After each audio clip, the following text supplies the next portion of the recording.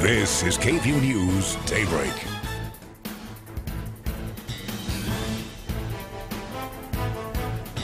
Runners getting ready to take off at the Austin American Statesman 10K. This is the 40th year of this annual tradition here in Austin. More than 20,000 people are getting ready to take off in about a few seconds. It is the biggest race of its kind here in Texas. Now, our very own Nathan Gogo is out there live this morning at the starting line along with Nicole Rosales. But let's first take a look at the starting line as they get ready. And here they go. 20,500 people taking off from the Congress Avenue Bridge, where they will run 6.2 miles. Wow. Hey, Jenny, so right here at the starting line, you see a massive amount of people that are just running out there. I mean, take a look at that. It's an incredible sight we have here. Now, over 21,000 people signed up for this. It's the 40th annual CAP 10K today. Now, this first started back in March of 1978. They had less than 1,000 people at that time. And can you believe they paid about $3 just to get in? Pretty crazy. So this is the largest 10K race in Texas. This is the top 10 in the nation. The crowds here will start right on the bridge on Congress Avenue, and then they go straight to the state capitol and then end on Riverside. Now, all the proceeds from this race will go to the Austin Parks, as well as other nonprofits in the Austin community. Now, a lot of people here, they've been doing it for years. Last Sunday, I interviewed one runner who has been coming to this race for the last 40 years. He's 82 years old. He's here today. Trying to look for him in the crowd, but we'll probably run into him later on today. But Nathan, this is great weather today for these runners, right? Perfect weather. Temperatures right now in the low to mid 50s, so it's a little chilly for us watching, the people that are watching their loved ones. But for the people running, they're loving it. I think 2 or 3 miles in, they're going to be really happy that it's this cool. And the only thing that's not ideal for them is the breeze. It'll be at about 10 to 15 miles per hour, but all in all, not bad. Again, we got over 21,000 people running. It's just 8 o'clock, and they have just started. They will start here downtown and finish downtown at Auditorium Shores in probably just in the next hour or so. The starting or the finishing runners will or the first runners should be finishing. All right, so let's take a look at downtown. You can see another camera there. Temperature is 56 at Bergstrom, 52 at Camp Mabry. Winds from the northwest at about 5 to 10 miles per hour. The current temperatures across the area were in the lower 40s in Mason County, so it's even cooler out there. 48 in Blanco, 52 in San Marcos. Radar's quiet. In fact, not a cloud in the sky. I'm looking up right now. Can't find one. And that's expected for the rest of today. So the abundant sunshine going to warm us up, but it's shaping up to be a fantastic and cool day with highs in the mid to upper 60s. So sunshine expected from now until the end of the afternoon, until of course the sun sets tonight. As you can see behind me, thousands of runners continuing to go, over 21,000. The weather's beautiful, lower 50s for these runners. So it is a great event that happens. It's the 40th annual one, and it's a pretty spectacular sight here downtown Austin. So Nicole, pretty cool sight here. It is. I'm waiting to see more of those costumes again. Waiting for that. Yeah, we haven't seen many of the costumes. I know we saw the one, of course, we interviewed about 15 minutes ago. They were dressed up as princesses. But last year I remember seeing Santa Claus and started seeing, I think towards the end we'll start seeing them because there's several corrals. So I think the more serious runners are at the front, and in the back, typically those are the runners that are, We'll wait for them. Okay, exactly. Jenny, we'll send it back to you for now. Hey guys, before you come back, have you seen Leo Mazzano out there? He is the ambassador for this year's race at all. You know, the silver medalist, the Olympian. I was really excited. I was trying to find him. I haven't seen him, but I see. Oh, Sean Clinch, even better. Is he? I didn't know he was running this race. Hey. Good luck, Sean. But yeah, Leo Mazzano is the ambassador, the race ambassador again this year for the Capital 10K, which is one of the storied traditions of Austin. If you're a runner here, you've run this race, and we've interviewed many people who have run this, including the 82-year-old gentleman who has run every single CAP 10K race since it started. And as you heard Nicole said, back then it was just a $3 entry fee. There's Nicole and Nathan right now. Nicole, have you seen Mr. Duvall, the gentleman you interviewed earlier this week, the 82-year-old who has run every single race? No, I haven't. Oh, I was looking for him as well. No, I haven't seen him just yet. I'm hoping that I'll see him at some point today. I know they start around 8:15, so their group is coming out just a little bit later, but we're going to keep our eye out for him as well. Yeah, he's a legend. We got to keep our eye out for him. 40 years. Absolutely. All right, Jenny. Admire him. Yeah, inspiration. All right, thanks, guys. Well, a newly released ABC News poll giving us an intriguing window into how Americans view the presidency of Donald Trump as he approaches the end of his first 100 days. Now, 42% of Americans say they approve of the job the president is doing. ABC's David Wright has more.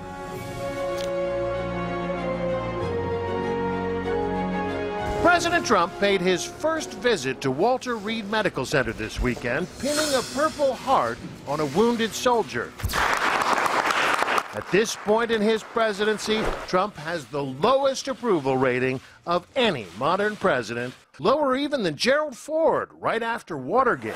And yet, 96% of Trump's voters say they have no regrets. Trump gets high marks for pressuring American companies to keep jobs here in the U.S. For too long, we've watched as our factories have been closed and our jobs have been sent to other faraway lands. Nearly 3 out of 4 voters, including many liberals who are otherwise critical of Trump, like that message, America First. We're going to defend our workers, protect our jobs, and finally put America first. There are foreign policy bright spots, too. Tonight I ordered a targeted military strike on the airfield in Syria from where the chemical attack was launched.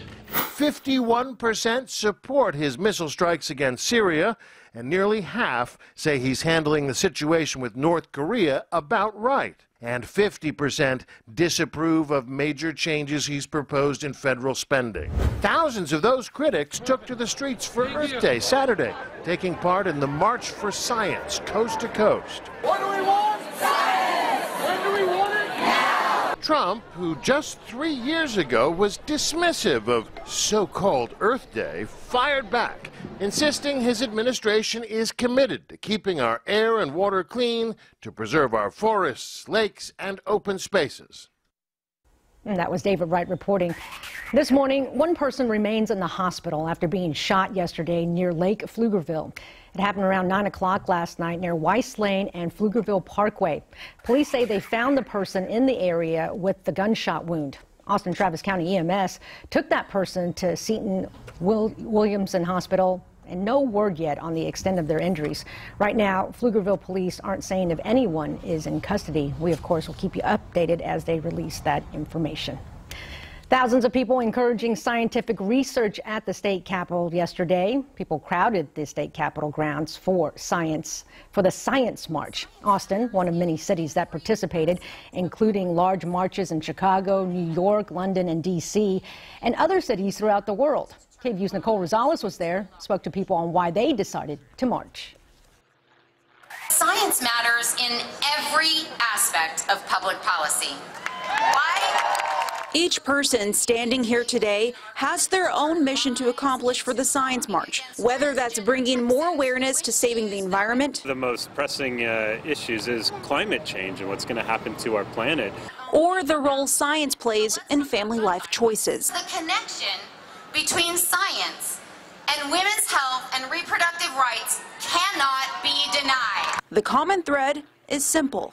Evidence is important. Facts matter. Science is real. Hundreds of satellite marches took place across the nation Saturday. Jose Medina from Texas Freedom Network was part of the group who helped organize it here in Austin. He believes the current White House administration isn't making science and research a priority. The president denies climate science. His vice president denies evolution. So this is kind of the counterbalance to that. Now it is time to march. Medina says the march is about getting politics out of science, an idea these two professors agree with. very important to show that this is not a partisan issue. Like, science is important for everybody. David Pulley works in astrophysics. The father of two says we have to start thinking of the future, the next generation of thinkers and inventors. The longer that we wait to take decisive action, the harder it will be. And in some cases, there's a real fear that it will be impossible to reverse course. One example for many, proposed budget cuts to the Environmental Protection Agency and how it can affect the world long term.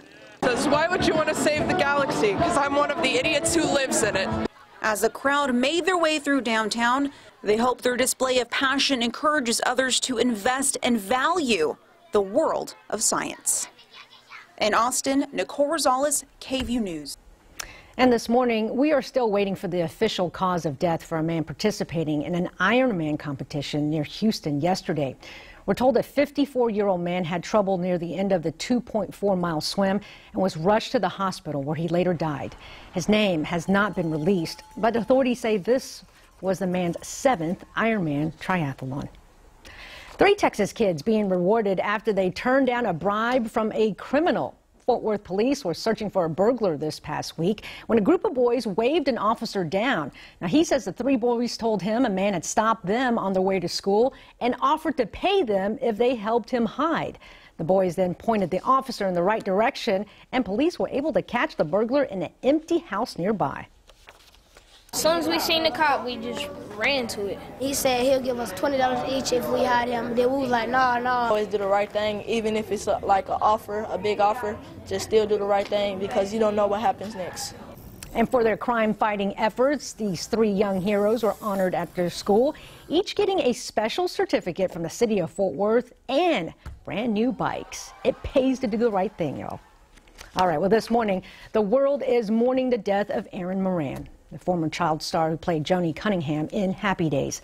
She died yesterday in Indiana at the age of 56. Moran was already a veteran actress in 1974 when she was cast in Happy Days.